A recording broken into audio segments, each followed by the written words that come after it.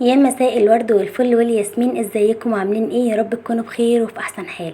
النهارده بقى الوصفه بتاعتنا سهله وسريعه جدا جدا. بصوا بقى، دي كبده جملي. كبده جملي مش كبده مجمده، لا دي كبده جملي اللي هي الكبده بتاعه الجمل. تمام.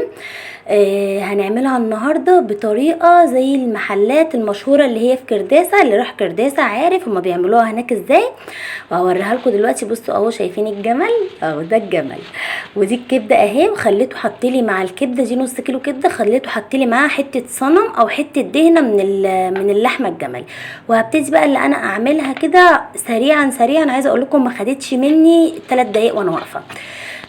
حطيت الزيت سخن، وبعدين حطيت الدهنه او الصنم اللي هي بتاعت الجمل.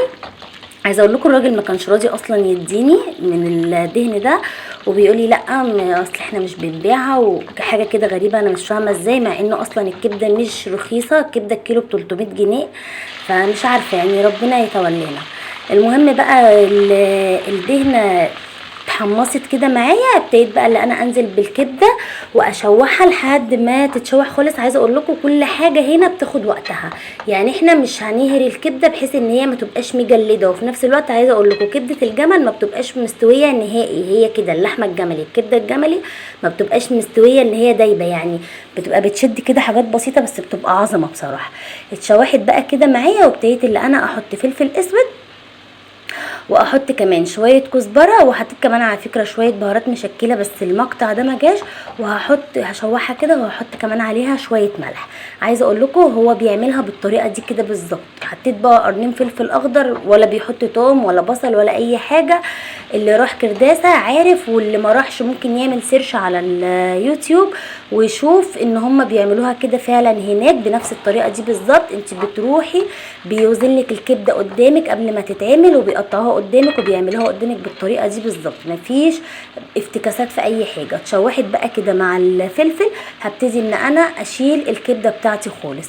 في هنا بقى حاجه انا هعملها. انا كنت بصراحه وانا بعمل الكبده دي انا كنت خايفه جدا بسبب الخطوه اللي جايه دي، بس عايزه اقول لكم ان هي خلتها في مكان تاني خالص. تمام. اتشوحت بقى الكبده معايا مع الفلفل والفلفل الاسود والملح والكلام ده كله. دلوقتي دي الخطوه اللي انا كنت خايفه منها، اللي ازاي الكبده بيتحط عليها طماطم. لكن بصراحه انا ما كنتش جربت الكبده الجملي دي قبل كده خالص، بس لما شفت الطريقه دي قلت لازم اجربها. بس بصراحه طلعت عظمه بجد. انا بيتهيألي هي في الكبده الجملي بس تكون حلوه، او مش عارفه، انا ما جربتهاش في اي كبده تاني. بس قطعت كده الطماطم صغنن، حطيت عليها شويه ملح، شويه فلفل اسود صغيرين وشويه ملح، وابتديت اللي انا اهرس فيها كده على النار لحد ما تدوب خالص معايا. تمام. وتبقى دايبه كده وما فيهاش طماطم سليمه. هبتدي ان انا انزل بالكبده بتاعتي. عايزه اقول لكم الطريقه دي جميله جدا. انا اول مره بصراحه ادوق كبده بالطعم ده، يعني انا قلت لازم ما احرمكوش من الخطوه دي واوريها لكم. بصوا انا هنا كمان ضفت فلفل اخضر تاني، لان انا بصراحه حبيتها ان هي تكون حاميه. بس بصراحه كان طعمها تحفه تحفه بجد. يعني اللي عايز يجربها يجربها، بس يجيب كبده جملي ويجربها، هي بتكون جميله. هي الاكله غاليه شويه بس بصراحه يعني عظمه بجد.